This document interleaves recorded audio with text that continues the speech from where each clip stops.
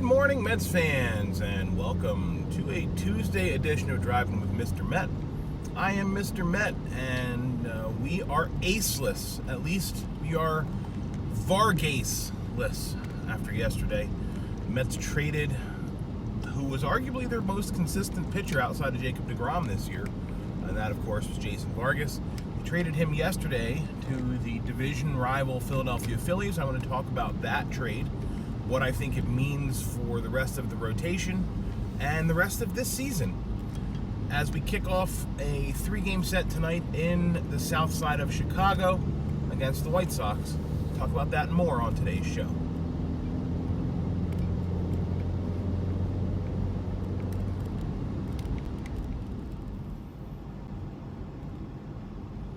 I never thought I would think this, but I'm actually sad to see Jason Vargas go. I really am. I've so enjoyed watching him pitch this year, especially.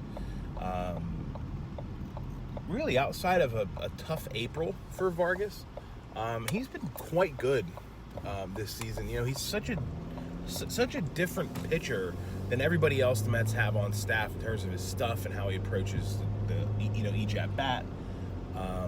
He's just sort of a throwback pitcher where he has really good, impeccable control. He mixes his speeds, and I mean, of course, when we talk about speeds here, we're talking like we cap out at 84, 85. But his changeup has been so effective, and I'd like to say I wish him the best, because I would like to wish him the best, but he's going to the Phillies. So I got to wish him the worst, because the Mets are 5 games behind the Phillies in the standings for 3rd place right now, and I want to see the Mets catch them. So as much as I'd like to see Vargas continue to have the season he was having with the Mets, I can't wish for that. In fact, and honestly, I don't think it's going to happen, because I do not think the Phillies are a great fit for Vargas. That ballpark is going to be really rough for him, and it's a hitter's park and a half, and we'll see. We'll see. In return, the Mets get a Double-A catcher who is putting up some very unimpressive numbers, and they got about $2 million in cash back from the Phillies as well. The Mets are sending $2 million in cash to the Phillies. Sorry about that. So they're saving like $2.9 million is what I read on the Vargas contract. So whatever. What do I think this means? You know, that's the real question. Like, everyone's kind of scratching their heads. You know, Sunday the Mets go out and acquire Marcus Stroman, who, outside of the 2 guys on the Mets, seems to be one of the 3 best pitchers available on the trade market. And the Mets go out and snatch him up, and you're thinking, okay, this is cool. You know, the Mets are getting better. They're getting younger. They've got another good arm for the rotation. Blah blah blah.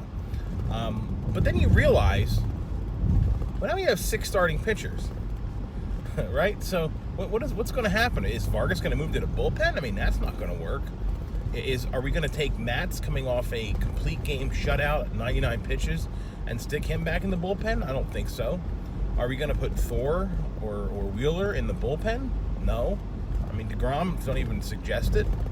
So what is this going to be, a 6-man rotation? That's when you kind of realize, boy, the Mets kind of have to do something here. And I feel like once a week I'm doing this, but I think of Moneyball. You know, in the trade deadline scene where they acquire Ricardo Rincon, and they're all celebrating, and you know he and Peter Brand are celebrating, and then they're realizing, well, you know, we because we added him, we can't keep 26 guys on the roster. You know, we got to cut somebody, and that's sort of what the realization was with kind of going into the rest of this season with Stroman on the team. You cannot have 6 starting pitchers in 2019. You can't. Actually, let me rephrase that. You just don't. Whether you can or can't is another question. And I honestly think that teams might be better off having 6 starters instead of 5, because these guys throw so few innings. You know, it might actually be better for everybody if there was an extra starter in there. But regardless, the Mets sort of had to make a move and move somebody.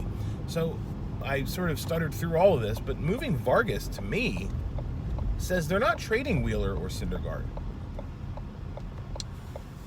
To me, it says they're going to make the qualifying offer to Wheeler in the offseason.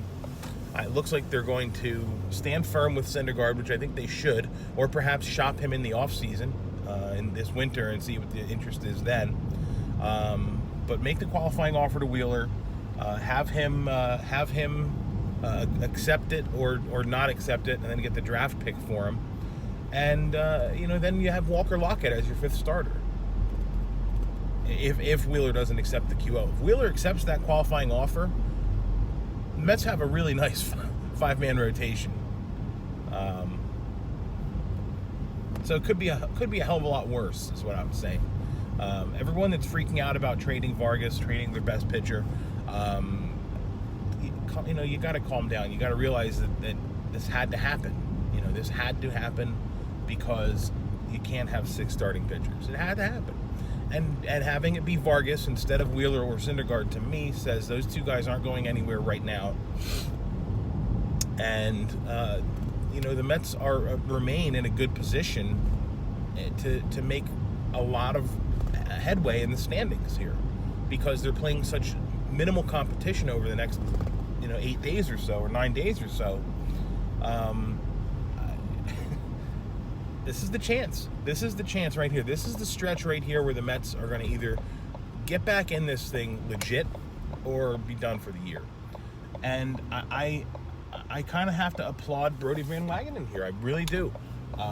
He goes out and he makes a very bold trade for a very talented pitcher who is under team control for another year, who is from New York, who was coveted by a lot of other teams, and it was Brodie Van Wagenen who sneaks in and gets him from the Blue Jays.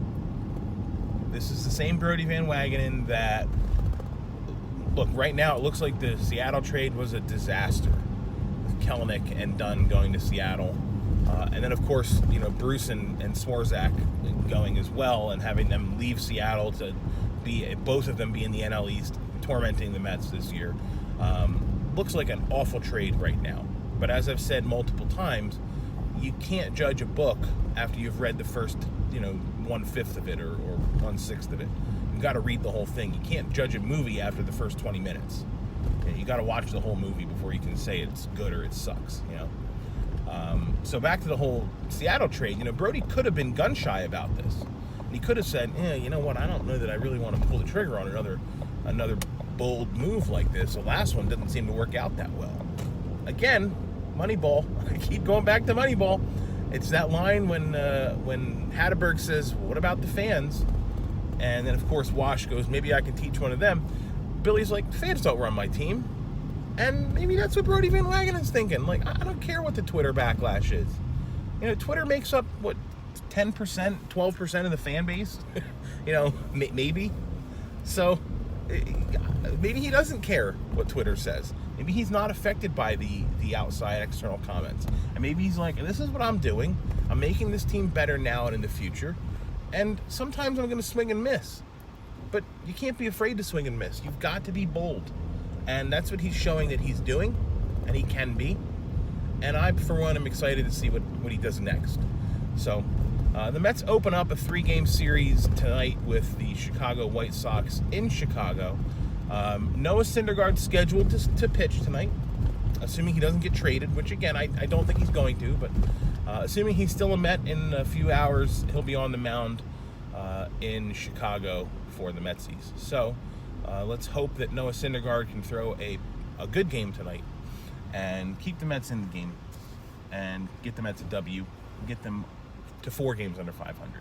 One step closer to the goal of getting back to 500, one step closer to the goal of climbing back up the ladder in the wild card and really making a run at this in the second half. So let's see how it goes. I'll be back tomorrow to talk about tonight's game, any other moves that may or may not be made, both with the Mets and with other teams as well, if there's anything cool to talk about. But regardless, I'll talk to you guys tomorrow. Thanks for watching. I appreciate it. Follow me on Twitter at Mr_Met. And as always, let's go Mets.